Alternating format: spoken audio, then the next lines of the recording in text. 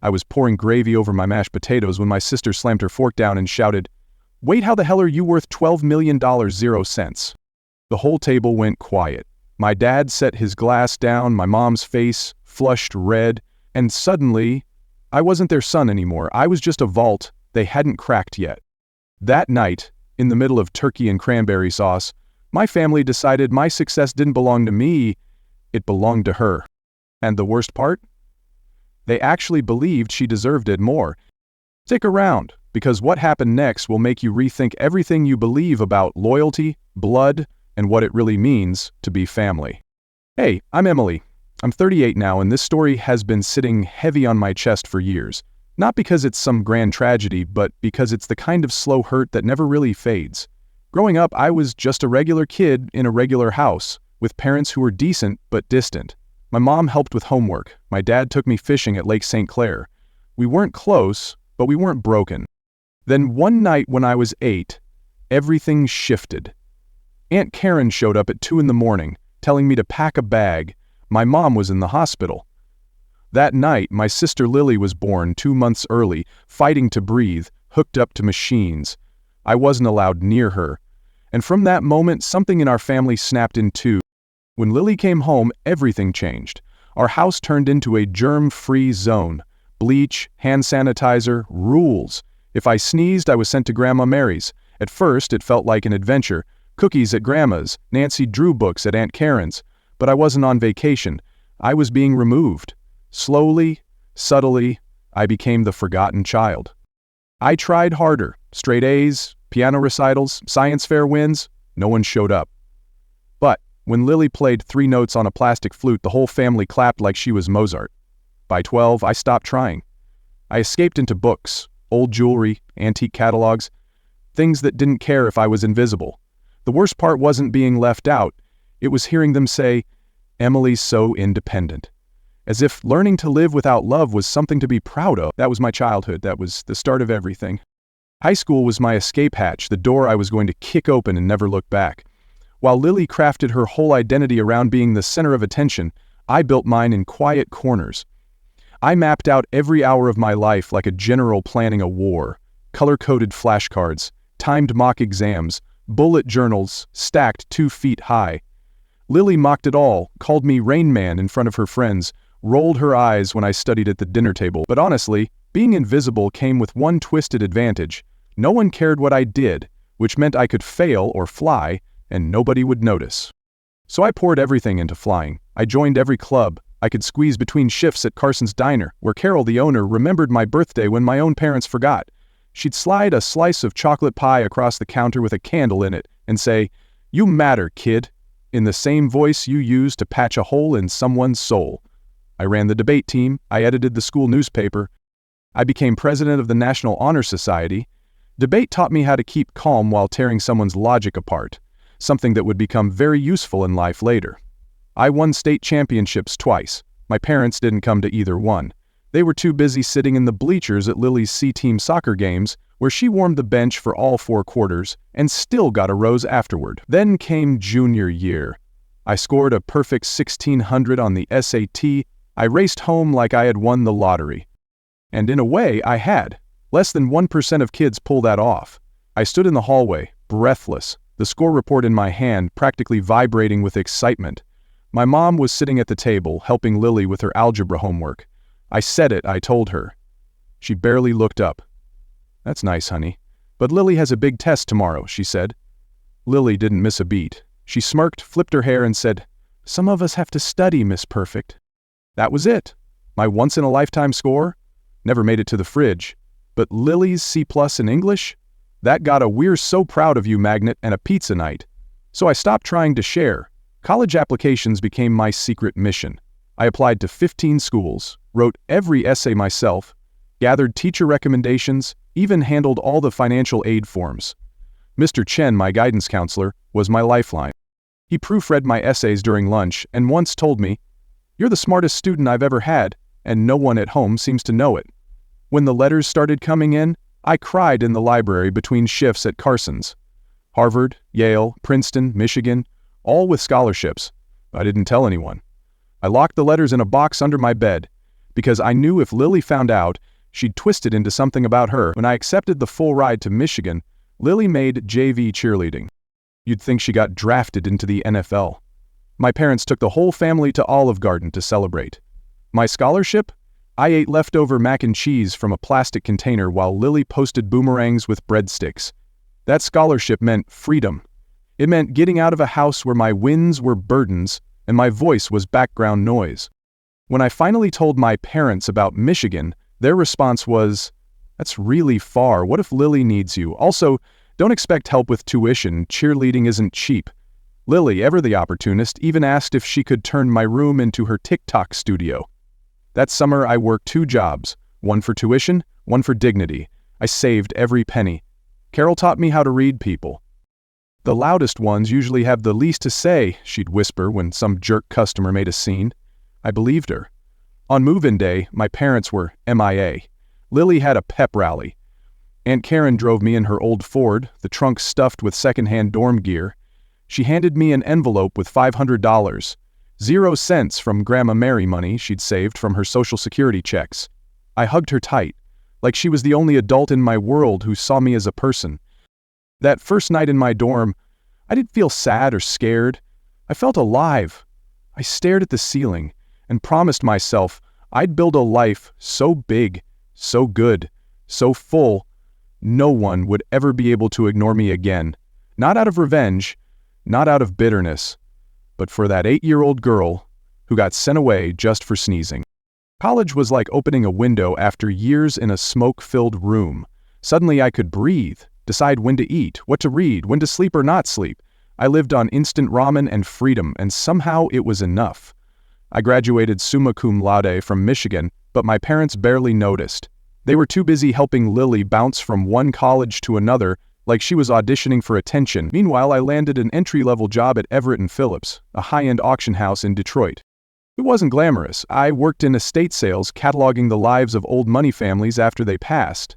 I sorted dusty boxes and inventoried belongings that no one had touched in decades, but I liked it. There was something quiet and sacred about finding the story behind someone's things. Then came the Kingston estate. Everyone thought it was just a pile of costume jewelry, nothing worth more than a few bucks. But something caught my eye, a heavy Art Deco brooch with an unusual clasp. It reminded me of Grandma Mary's stories, her old jewelry drawers, how she'd let me sort and polish her pieces as a kid. I spent my lunch break researching it, stayed late, using the company's antique databases, and dug deeper than anyone else had. The brooch turned out to be rare, a rare 1,920 S Cartier piece. I knew they wouldn't believe the new girl, so I built a case, even took an online gemology course using my savings. When I pitched it to my boss, Mr. Harrison, he was skeptical, but I laid out every fact. When it sold for $47,000, 0 cents at auction, he started giving me more serious work. That one moment changed everything. I dove into every course I could afford on vintage jewelry, filled notebooks with authentication tricks, and spent weekends at estate sales while my friends partied. My apartment looked like a war room, Hallmark printouts, old catalogs, sticky notes all over the walls. My commissions grew. I wasn't rich, but I was finally building something of my own. My family? Still in the dark. Mom would ask at Sunday dinner, "Emily's still at that antique shop, right?" I'd try to share, but before I could finish a sentence about a rare Tiffany necklace, Lily would cut me off to show off some plastic bracelet she got at the mall. After a while, I stopped trying. Then came the Rothschild estate, an enormous collection with hundreds of pieces. I spent 3 sleepless days researching an overlooked brooch and discovered it was a lost piece from a French jeweler's 1902 collection. It sold for $238,000, 0 cents. Harrison called me in. I thought he'd offer a promotion. Instead, he said, "Emily, you're wasting your talent here. Start your own business?" I laughed. Me? Start a business? I didn't even have a proper desk. But the idea stuck. I began freelancing authentication jobs on the side. Word got around about the girl with the sharp eye, the one who could spot real from fake without breaking a sweat. Eventually, I drained my savings, took a loan against my car, and rented a tiny office above a Chinese restaurant, where the Wi-Fi only worked if you sat in the far left corner. The smell of Kung Pao chicken clung to everything. My furniture was a folding table from Goodwill and a chair I found on the curb. But it was mine. Those first months were brutal. Panic attacks at 4 a.m., loan payments hovering like ghosts. But work kept coming. I started with local antique dealers, charging almost nothing just to get my name out. Then a dealer handed me a Victorian brooch set to authenticate. I found 2 mislabeled pieces, and the commission I earned, $86,000 was more than I'd made in the last 2 years combined.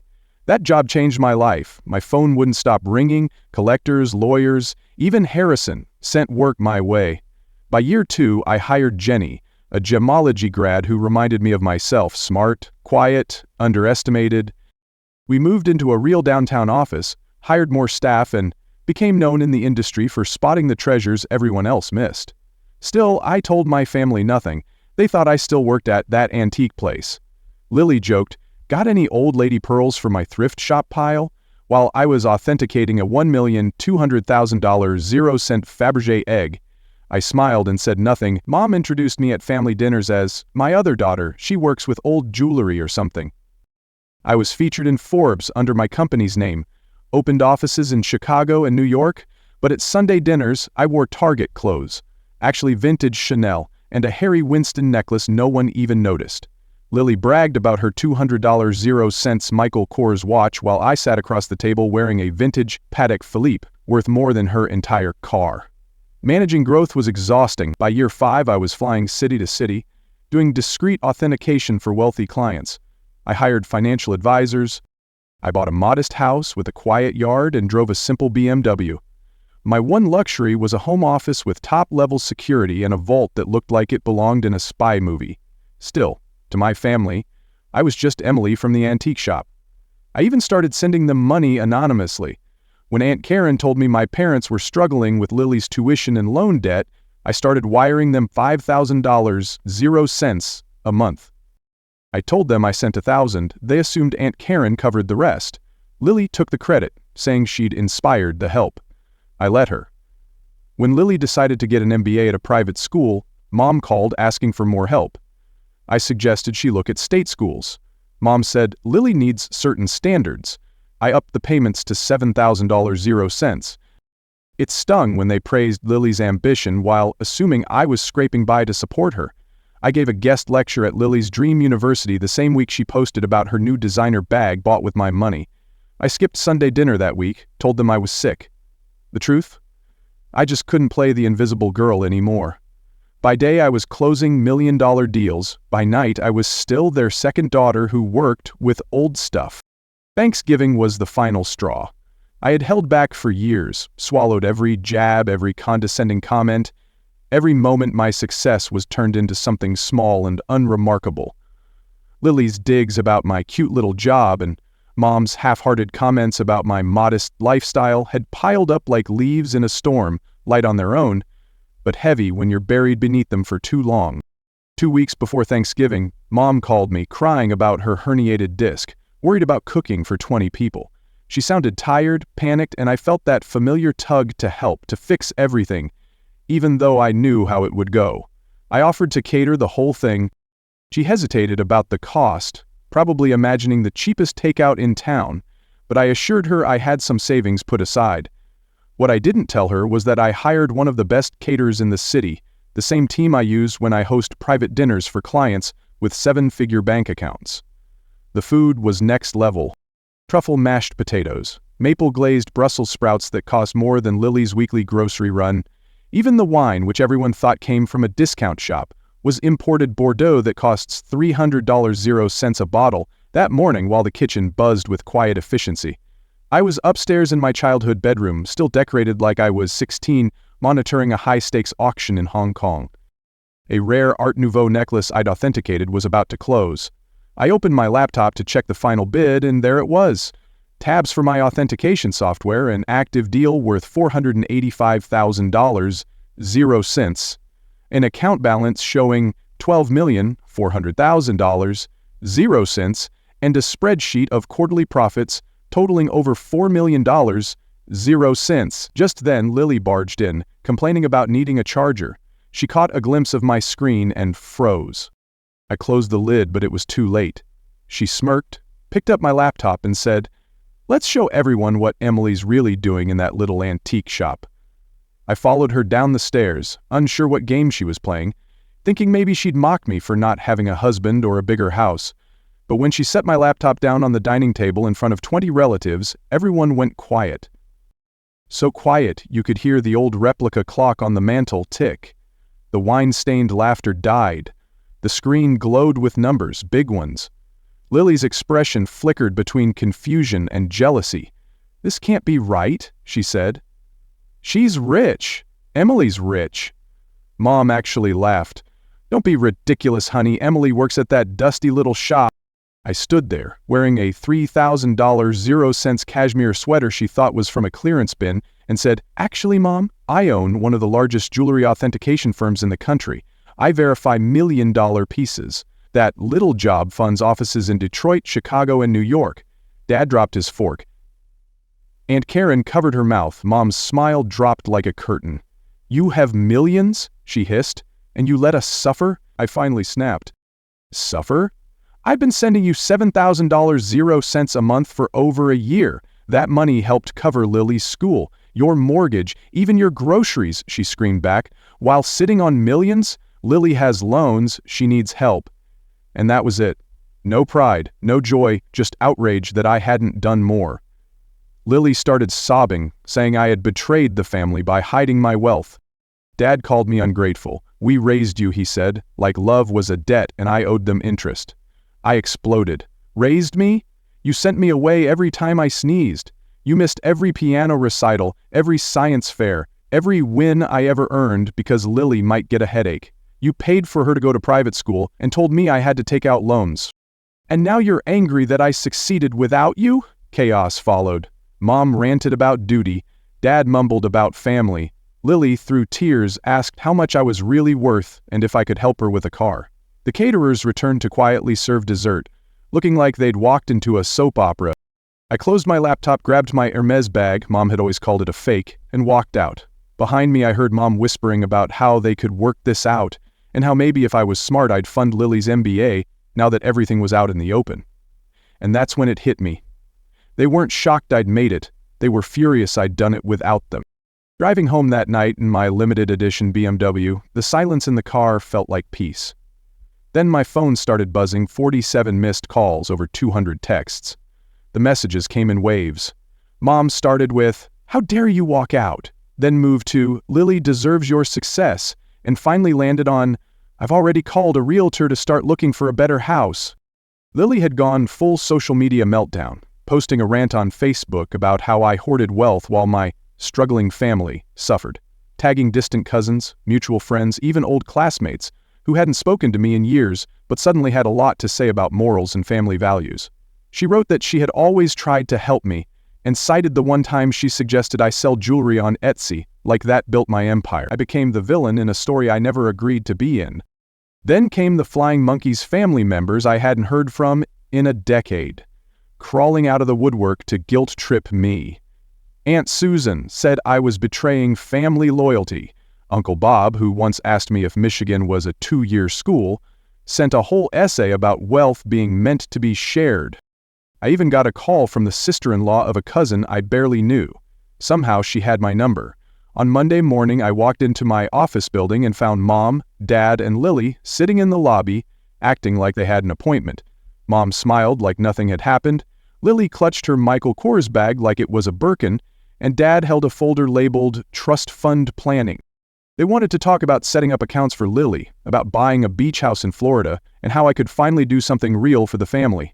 I walked right past them, told the receptionist to cancel their access, and then canceled the $7,000 0 cents monthly payments I'd been sending. Mom gasped like I had cut off her oxygen. Lily burst into fake tears, but I stood firm. When they refused to leave, security had to escort them out. I added their names to the Do Not Admit list and changed the front desk protocols. Over the next few days, the harassment escalated. I got emails from fake accounts, messages from unknown numbers, even customer service complaints about my business from people claiming I'd wronged them. It didn't stop until I had my lawyer send a legal notice threatening to press charges if they continued. The last straw came when Mom tried to guilt trip me through Grandma Mary, but Grandma, bless her heart, stood her ground. "Good for Emily," she told her. "It's about time someone in this family succeeded without needing everyone else to carry them." Mom didn't speak to her for 2 months after that. 6 months later, I live in a new home with better security, new numbers, and no more family drama at my doorstep. My company is thriving. I've got high preferred clients who value discretion, and word of mouth keeps the work coming. Ironically, Lily's trying to start her own jewelry authentication business now. Good luck catching up. Mom and Dad claim they never cared about the money, only about keeping the family together and saving me from losing my soul. But I know what they really cared about. Control. And now, for the first time, I'm free. No more Sunday dinners where I sit quiet so Lily doesn't feel overshadowed. No more pretending I'm struggling just so they feel comfortable. No more funding her lifestyle while she mocks mine. My therapist calls it healthy boundaries. I call it finally breathing. So thank you, Reddit, for giving me the space to say all this. And a special shout out to the catering team. Turns out Thanksgiving 2024 was the highlight of their year too. To answer the most common questions I've gotten, yes, I'm in therapy and it's worth every penny. No, I don't regret cutting ties, not even for a second. And yes, Grandma Mary is doing great. She's coming to visit next month so we can catalog a new jewelry collection together. One last thing, Lily, if you're reading this, that Cartier bracelet you flexed on Instagram last week, total fake. But hey, you've always been good at pretending. And if anyone wants more stories like this one, go ahead and hit that bell. You don't owe your success to anyone who only loved you when you were small. Set boundaries, live loud, and if this hit home, subscribe for more stories that remind you it's okay to choose yourself.